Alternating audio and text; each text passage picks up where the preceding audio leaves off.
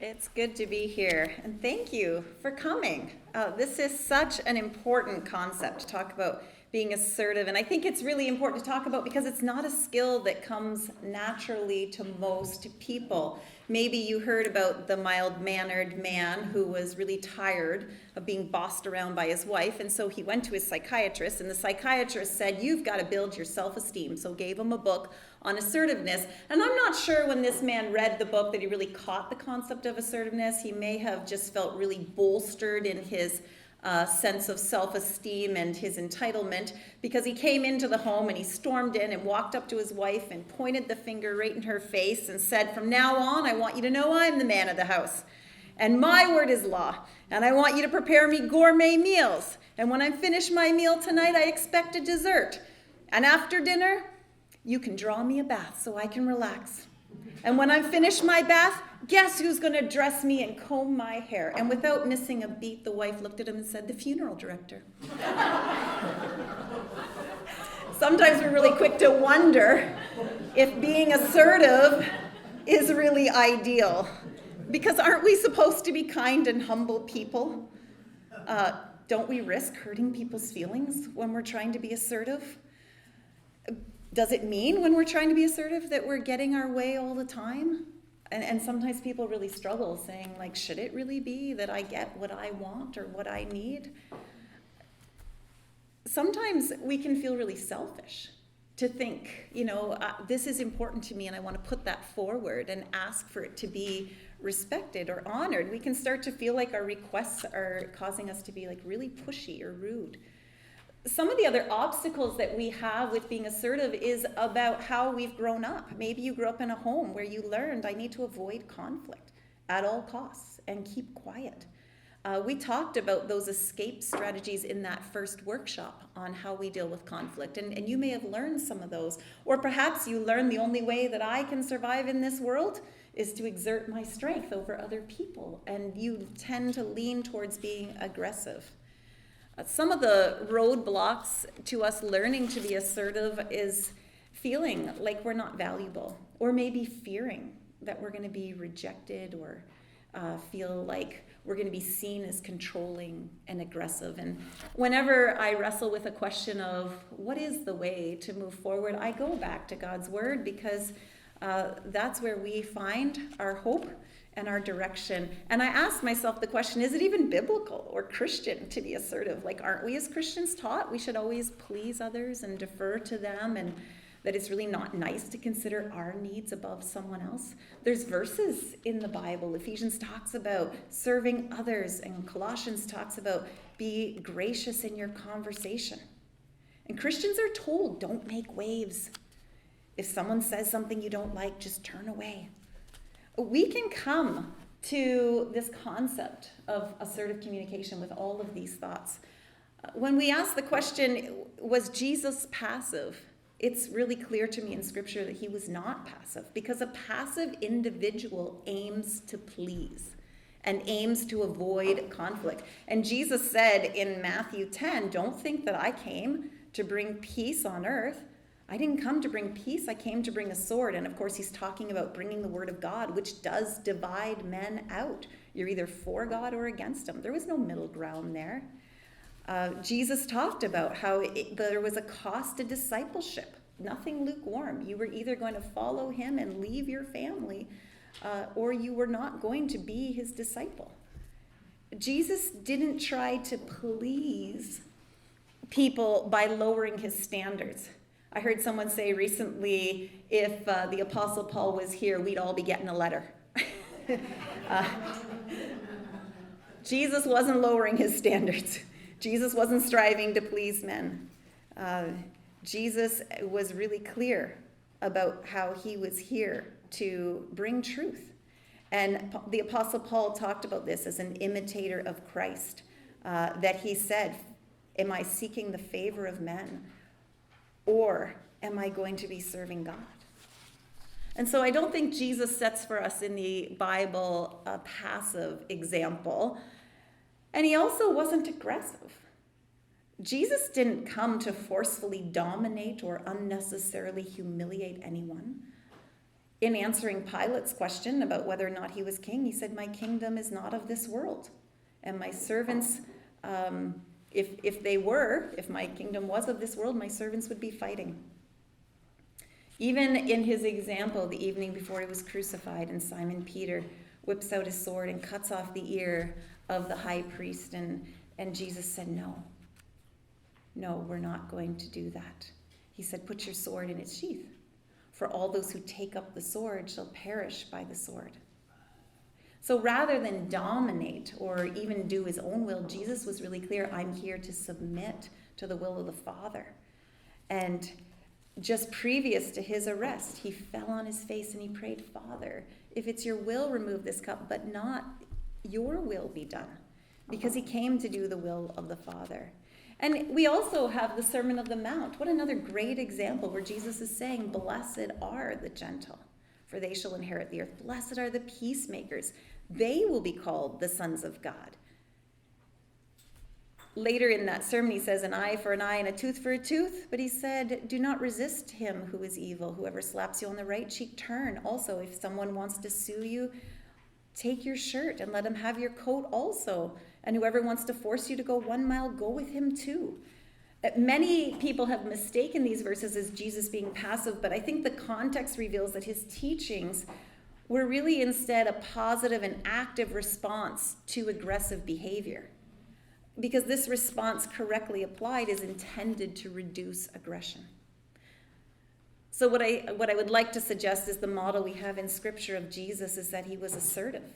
Jesus' true purpose and intent was to communicate, as evidenced by his words and action, in a direct and honest way.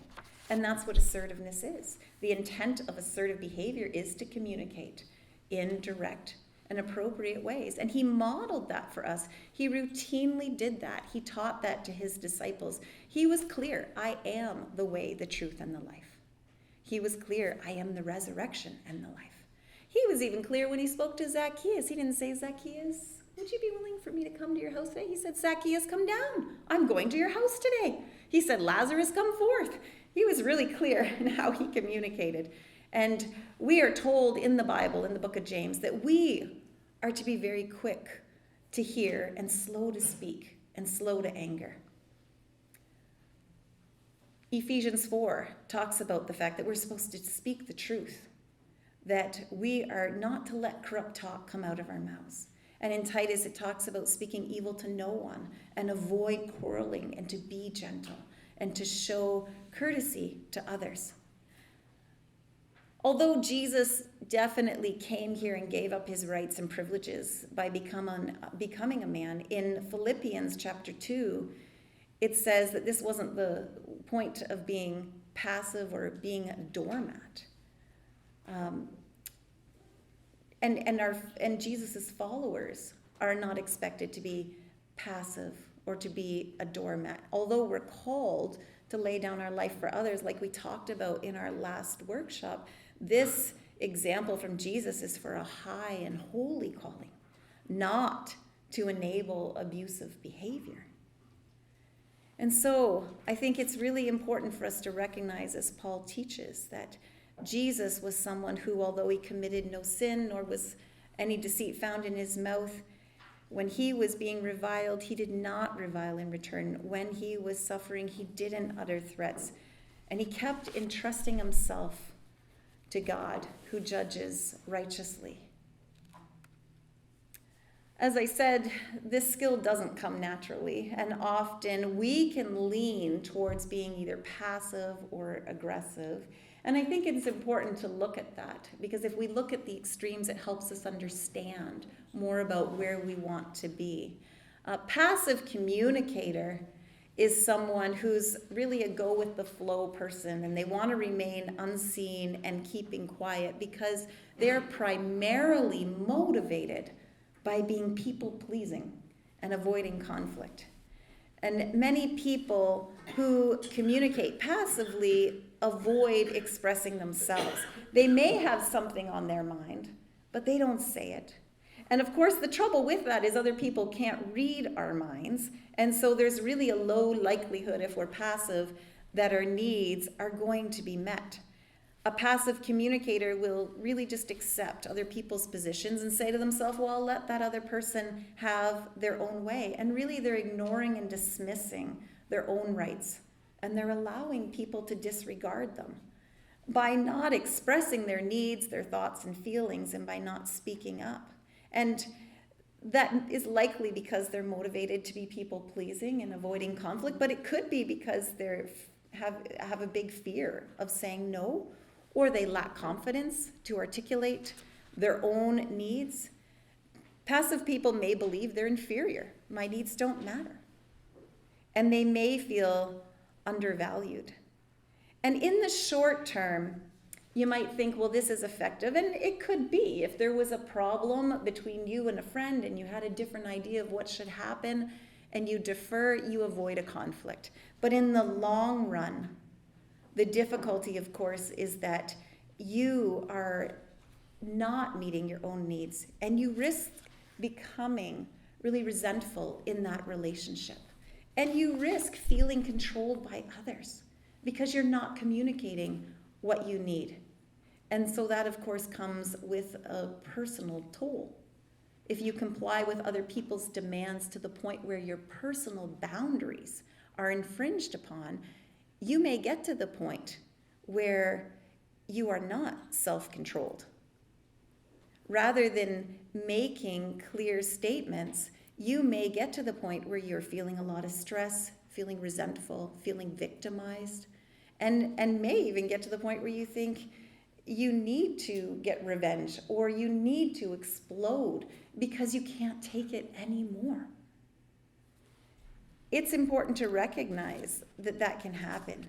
By deferring to others, we can end up resenting the outcome. And some people would say, but if I'm deferring to others, isn't that me being kind? And I think it can be. Deferring to others is a beautiful thing if you can do it in a way that is not going to leave you feeling resentful or feeling taken advantage of. And we talked about that in our boundaries workshop, the idea that being self-controlled is really important. And that's why we set boundaries, not to control others, but because we're obligated to live in a self-controlled way. And so we have to consider ourselves and know our limitations. Maybe you've been in this situation where you've said yes to something, like a work project or something that you feel really is not within your capability because you're already busy. But you say yes to avoid a conflict, and in the long run realize I've compromised myself, my family, and you run the risk of really feeling overwhelmed and resentful, maybe even in your own job. The other risk, of course, is that you could become passive aggressive. Somebody who doesn't communicate clearly about their thoughts and feelings, as they let that anger and aggressiveness simmer, they may get to the boiling point where they act out in strange ways or act like a victim. They may communicate in a passive-aggressive manner where they're saying yes, but their attitude and actions are saying no. And that may come by being sarcastic or complaining to others. It could be saying, yes, I'll go see you to a friend, but show up half an hour late, not prioritizing their time. It might be that you are upset and angry and end up gossiping, speaking to someone else about your concern instead of being direct to the person that you have the problem with. And those are passive-aggressive styles. Perhaps you heard this story about a husband who said to his wife, it seems like when I get mad at you, you never fight back. How are you able to control your anger? And she said, well, when you're angry with me, I just go and clean the toilet. And he said, well, how does that help you? Just genuinely being really interested and confused about why that would be helpful. And she said, because I use your toothbrush.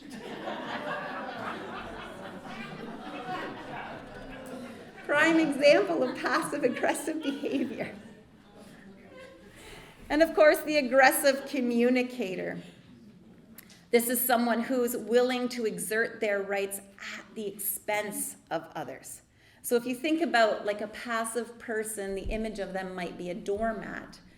The aggressive person, they're really believing that they can treat other people like a doormat because they're willing to violate other people's rights just to promote their own. or they're willing to criticize others to bolster their own sense of self. Aggressive people may be people that are really demanding, hostile, insensitive, patronizing. They may use intimidation and manipulation to get what they want. They may even believe their opinions are more important than others, and so they come across as a bully or someone who ignores other people's needs and feelings and opinions. They may be considered really dominating and come across as superior or self-righteous. We often know with people who are really aggressive that their language is very blaming. They're often attacking others. The image is the person pointing the finger. And they can be really pushy with their views, trying to control the situation by talking over people or rushing people or ordering people around or really ignoring other people's feelings. It's like there's no space for another answer. Maybe you've had that experience where you feel like, here's my answer, but there's no room for that. It's not going to be considered. It's really only one way, and it's that person's way. They can raise their voices. That's that intimidating behavior. Maybe even their stature. They start to look aggressive or become physically threatening. And in efforts to control someone, we know are really because that individual is probably trying to gain a sense of emotional control. They are feeling out of control. But instead of calming their feelings, they try to control others instead. Maybe you remember that movie, Kindergarten Cop?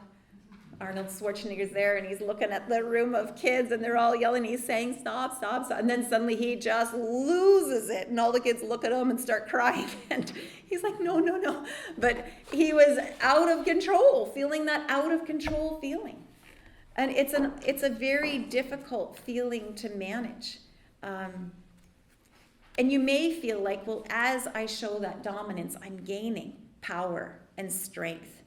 Or sometimes what happens is that individual who's very aggressive feels like they've released all the pressure building up inside of them, and after that explosion, they feel far more relaxed or in control. But the difficulty is the motive often of an aggressive communicator is to control others. An aggressive communicator, like I said, will use a lot of you statements. It's your fault. You're the awful person. And we often can end up feeling really confused as we listen to them speak because of how they blame in their conversation. You may think initially being aggressive can get you what you want and it can bring a sense of stability, but we know it comes with a cost. Because when we're in a relationship with someone that quickly goes to aggressive communication, it does weaken the feeling of trust or respect. Others may come to resent them or even avoid communicating with them. And so what we know is we would rather be in the spot of an assertive communicator. Because when you're communicating assertively, you're respecting your own rights as well as the rights of others. The image that comes to mind, if you're thinking again, the passive person is the doormat, the aggressive communicator is treating other people like a doormat, an assertive communicator is just coming to the door and knocking. They're expressing their needs and feelings honestly and clearly in a respectful way, and there's a mutual respect.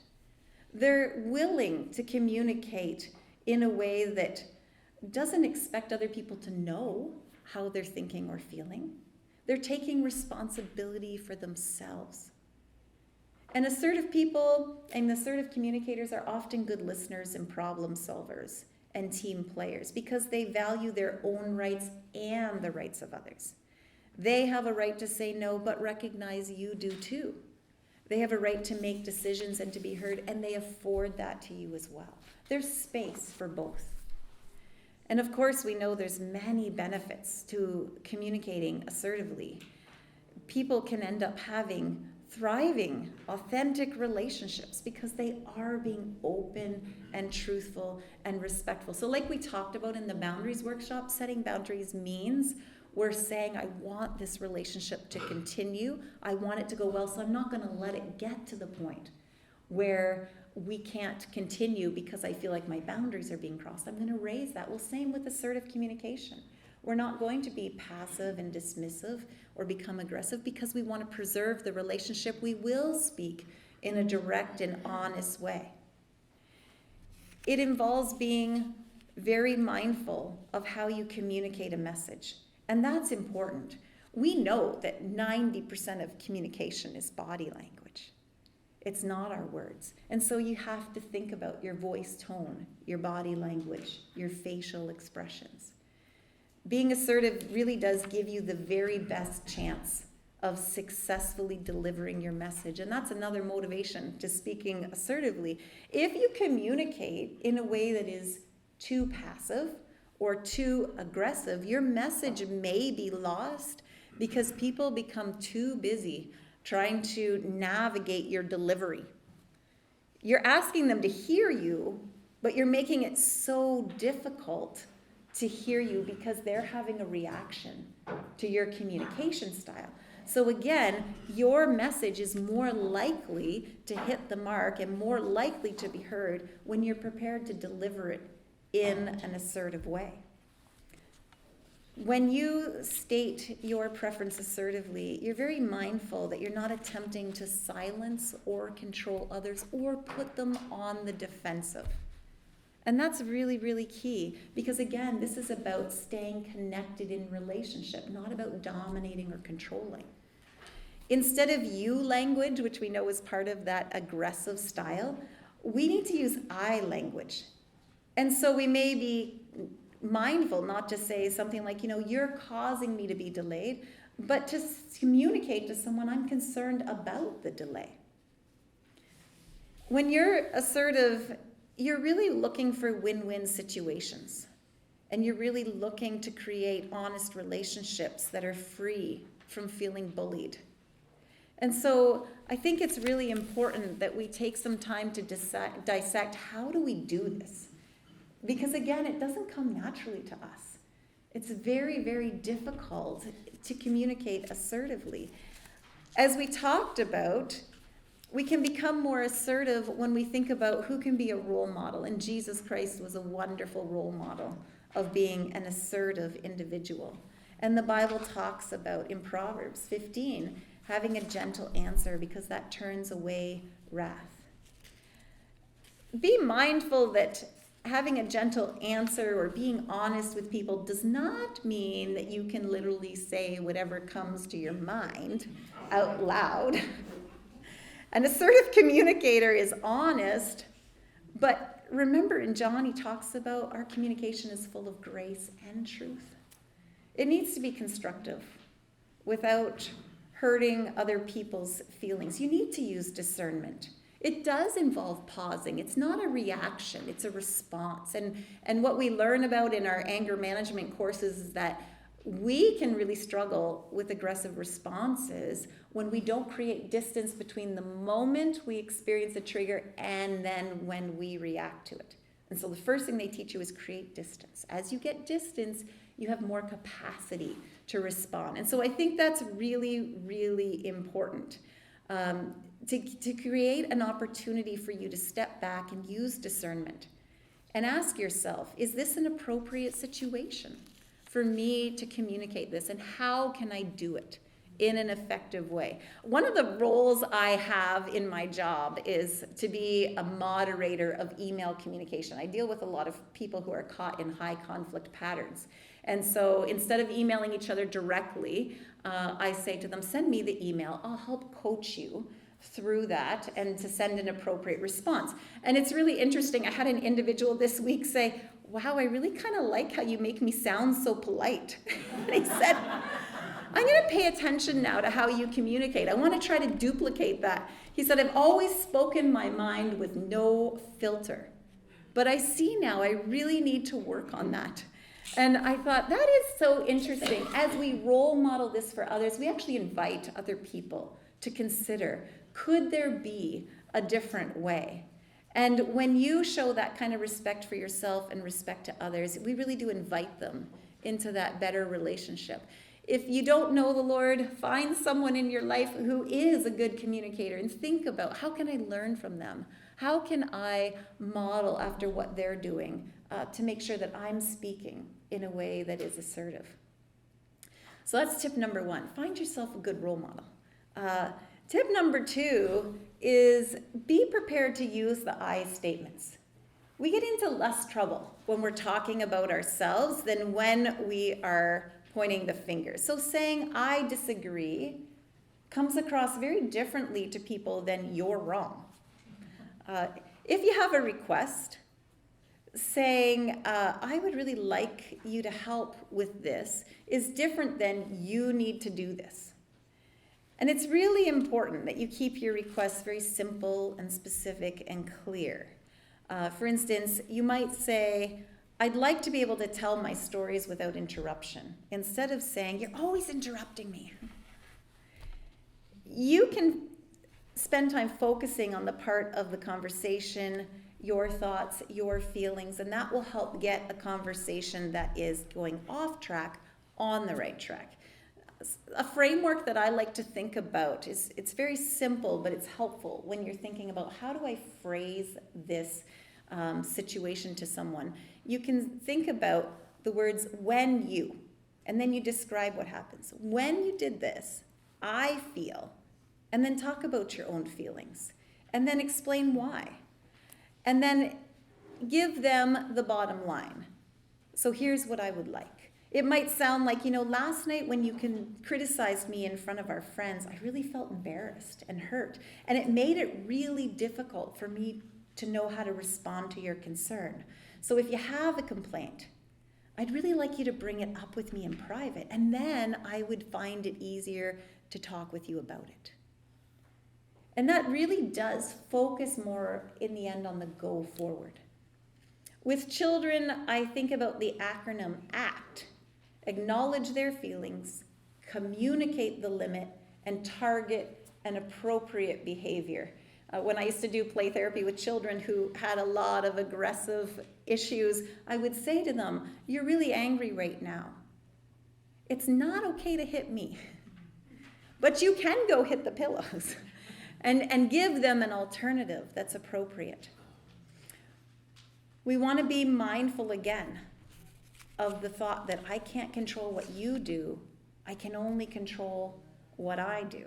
Because aggressive communicators, of course, are trying to control others, and someone who's very passive is feeling completely out of control and not setting boundaries. So when you're assertive, you are really letting go of controlling the outcome. And you're just saying what you need, and you're being able to express your respect for someone else's point of view, and then you're setting the boundary.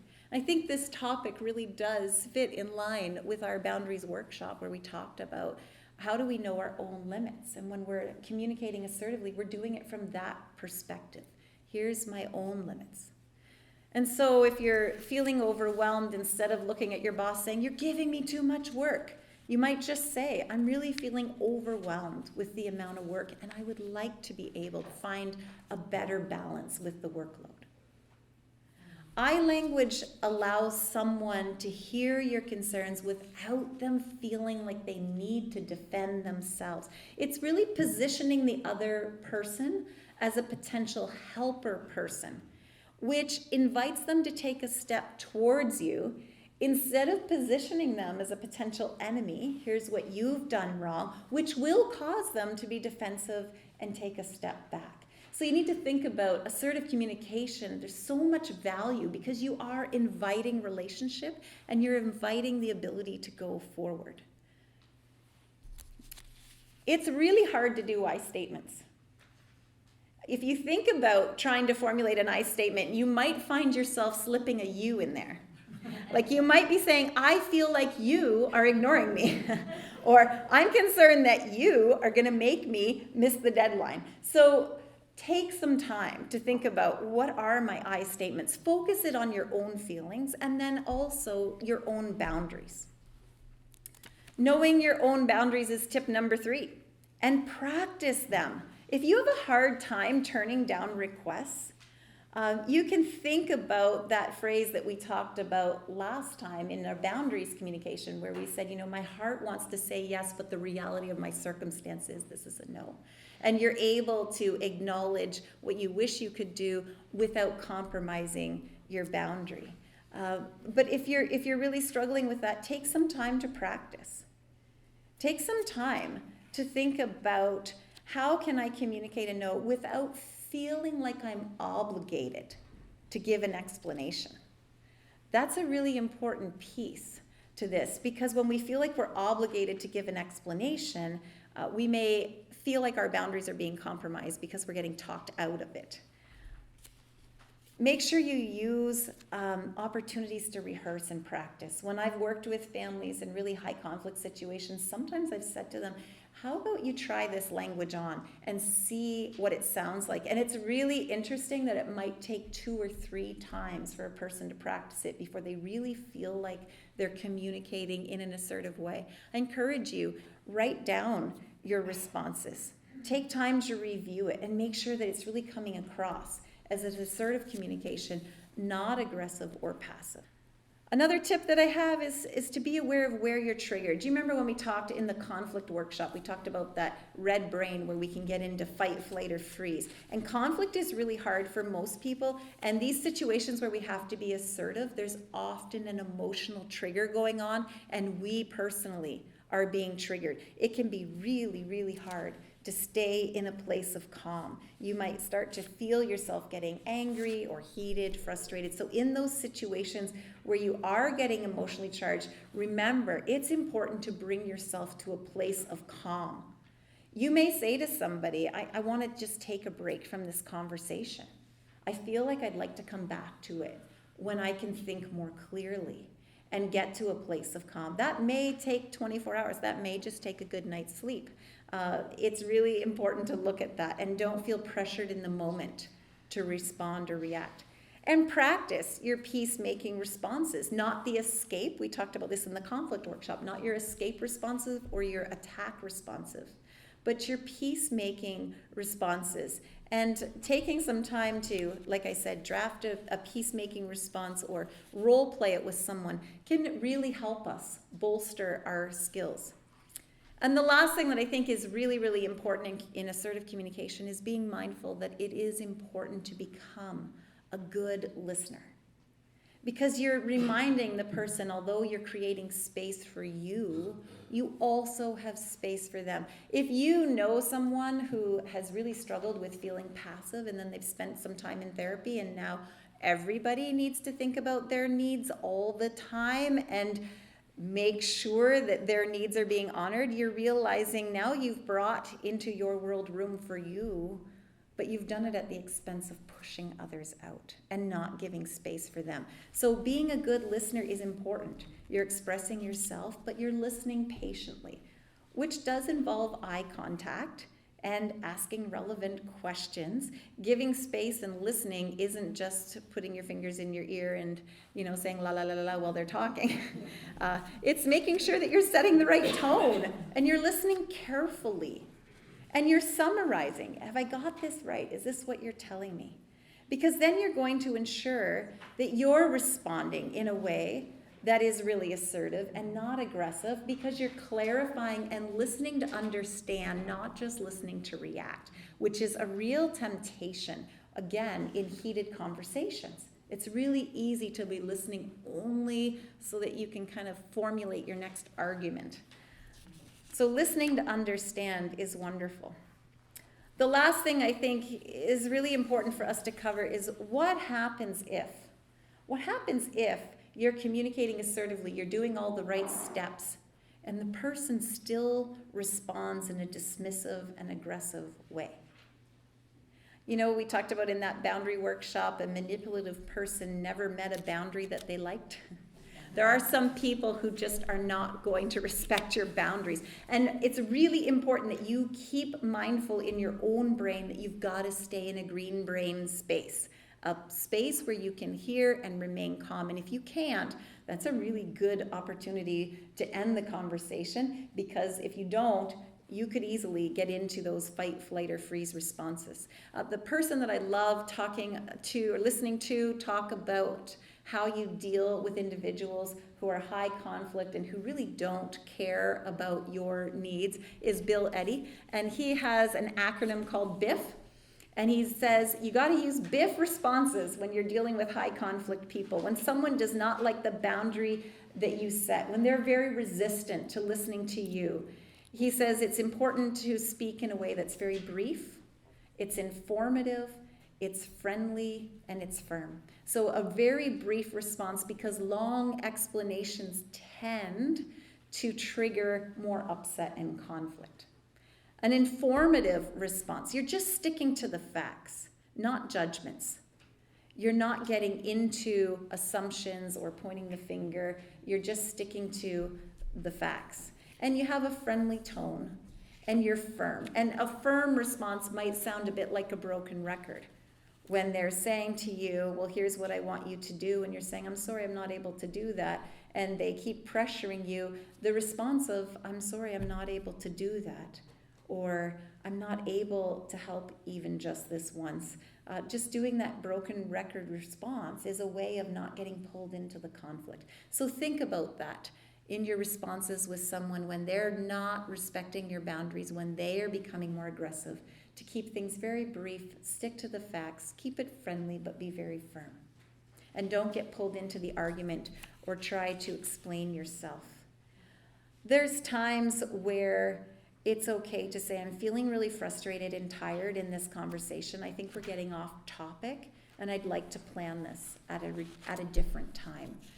It's really helpful to be specific and clear and make sure that, again, you're not getting caught up in the statements that they are trying to make that are accusatory. So examples like an individual saying to you, you always leave your mess laying everywhere. You may respond differently. Instead of pointing the finger, you always do this, to just say, I feel frustrated when I come home and the house is messy. When you're feeling like someone is not caring about your feelings, again, instead of pointing the finger, to just say, I'm feeling frustrated that my feelings aren't being heard. Another response, if someone is not responding to you and communicating with you, instead of saying, you're not doing this, you may just respond back with a feeling. I feel worried that I'm not hearing from you. And it makes me wonder if you're safe or okay. And these responses in themselves, they don't necessarily, again, change the outcome for the other person, but it keeps you in a spot where you're communicating healthy boundaries and limits, and you're not getting caught up in conflictual conversations. It's expressing your needs, your wants and opinions, leaving space for others, and doing what the Bible talks about, speaking truth in love.